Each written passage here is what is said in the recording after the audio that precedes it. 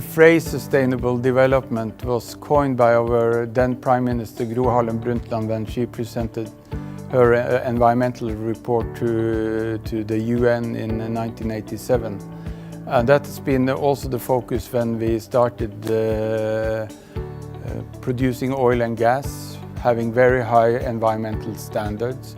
And at the same time, we have been very much focused on also that on the polluter pays principle. That also goes for over the gas we are producing. So meaning that there has been lots of focus in India on very high gasoline prices the last few days. You will find then on lists on the highest gasoline prices in the world. The last one I saw, we had the third highest gasoline prices in the world because we were and that's very special for an oil-producing country, but again, because we think it's very important that, in spite of the fact that still we need oil and gas until we have enough sustainable alternatives, but it's very important that we try to alleviate the environmental impact of it with high pricing. But otherwise, we started as an energy nation. We started on hydropower back in the late 19th century. And today, actually 98% of our electricity used in Norway comes from hydropower.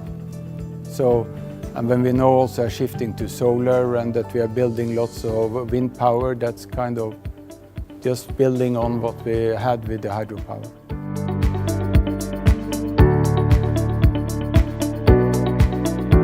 When a country has rapid growth, and at the same time it's changing rapidly. Of course, there are very many different challenges, but I think if I try to identify one area, then it is to try to find another and less emission-intensive model for growth than, for instance, what the industrialized world did, what, for instance, Norway and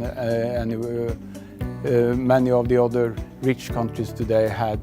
So that will be the big challenge because, of course, India has the right to develop to the same and producing the same wealth for its population as other countries. For the climate and for the future of our planet, it's very important that India is finding a less emission-intensive way. And I think for that way, for instance, Prime Minister Modi's initiative on the Solar Alliance, the very strong focus from India on building not only solar but also wind power and looking at the other renewable resources. That's very important, and that will be a very valuable contribution to this lower emission-rich growth model.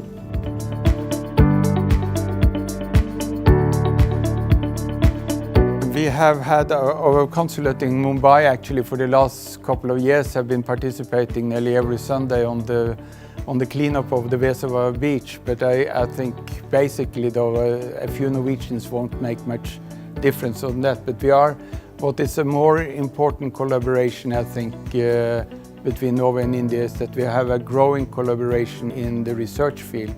And that's very important. And a bit more than a year ago, we went into 9 different collaborative projects on the Arctic and hazards. And that's basically climate research. We have projects focusing on how we can reduce building waste in the cities. And remember, that's about 70% of the waste in cities in India, and particularly with the big growth and urbanization you see here, that's very important. We have a research project on use of CO2 as medium for cooling. Again, very important, trying to develop an alternative to coolants which actually contribute to global heating. And we also have another project on co-process incinerators. So just as an example of the wide collaboration we have in the research field. And of course, lots of changing of practices and policies is the key, but also to try to find new knowledge or better ways of doing things. That's very important. So that's why for instance, the science cooperation is very important.